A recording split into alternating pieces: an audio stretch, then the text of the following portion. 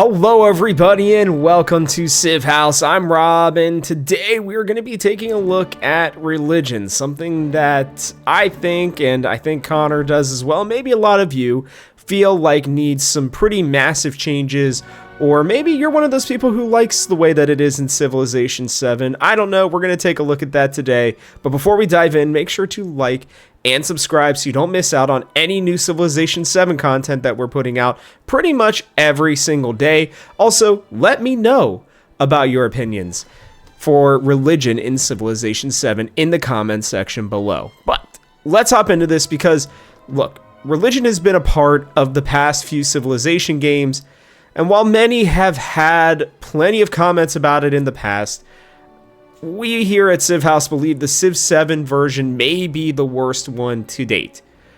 I'm going to explain why, we're going to explore religion, why it's not working in Civilization 7, and then we're not just going to offer something without a solution, we're going to discuss what we think needs to be changed and why.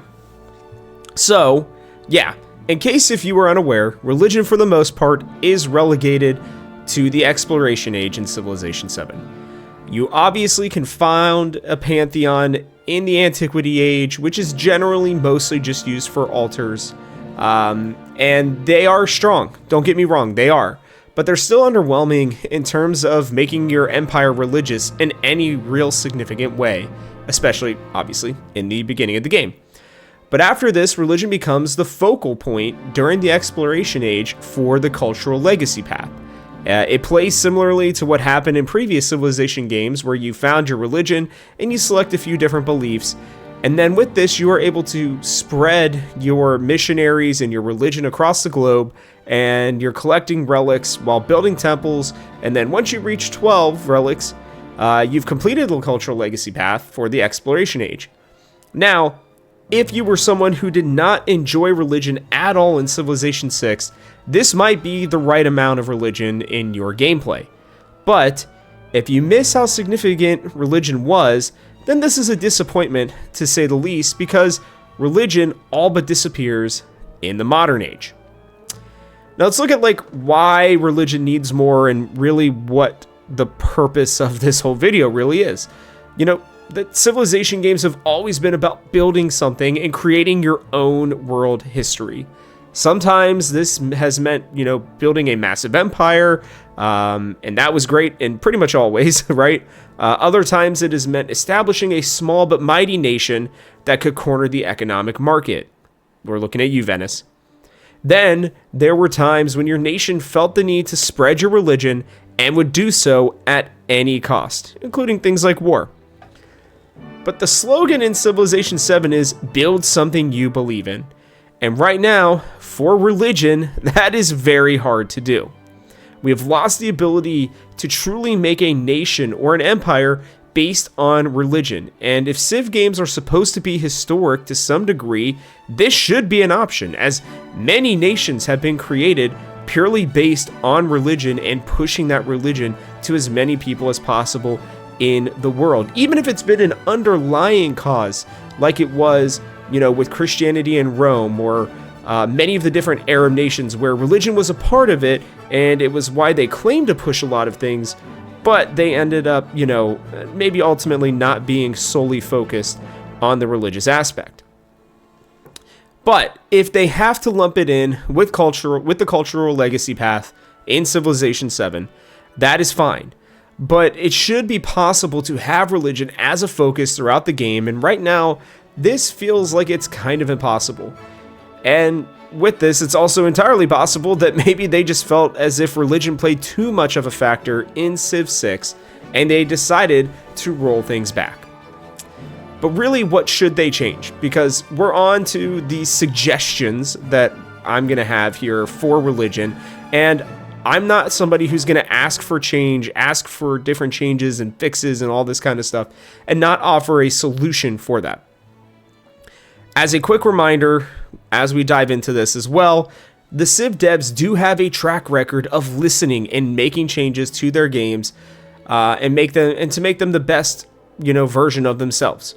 So I am going to say that we need to be patient. I'm not here just to crap on the Civ devs. I know they are working on things. This is just my suggestion for religion, just a part of the game that I think needs to get changed, and one that's maybe not at the top of the list that needs to get changed, but I hope that eventually, maybe even this year, which would be nice, they do make some of these changes. So I'm going to say, again, let's just be patient, but at the same time, it's okay for us to make these requests and let them know our feedback. In my opinion, the easiest solution would be to bring back religion almost exactly like it was in Civ 6, but maybe without the combat aspects. You can have missionaries and inquisitors who help you to either spread your religion or take it out in certain areas, and this could still be a major part of the cultural legacy path where your religion takes the next step, but with more of a focus on spreading it to the new world. Then, in the modern age, you could fight for control of as much population as possible with a cultural victory path, being that you convert everyone to your religion, or at least a majority of either civilizations, populations, settlements. You could set something like, convert the 75% of the world to your religion, right? And this could just be one of the paths that could help you to win the game culturally. And in a sense, this would allow for players to kind of pick, a different branch of a cultural victory that they would like to have. So either you could focus on explorers and fighting artifacts, or you could continue to build out your religion and allow that to be the way that you decide to focus on your cultural victory. So while the religious victory might be a bit tougher, it would add new gameplay and allow for religion to actually matter in Civilization 7. But really at this point, religion is in a state where I personally believe it should just not be in the game at all. I don't really enjoy the fact that it is so confined, it feels like, to the exploration age, and it feels like it's something that, yes, is very prominent, but not in the same way that I feel like religion should be when you're basing a game off of world history, right? Where you're supposed to, go through history, building up these pantheons, building up these religions, and getting to that, final aspect of, a completely cultural, phenomenon for certain nations and certain empires where it can be very dominant, but it feels like it's just completely forgotten about in the modern age. So I don't know, maybe I'm off base here, maybe you guys feel a lot differently than I do about religion, but I really wanted to have this discussion, get my thoughts out there, because as somebody who loved playing as, religious civs in Civilization 6, I'd really hoped for more in Civilization 7 to where,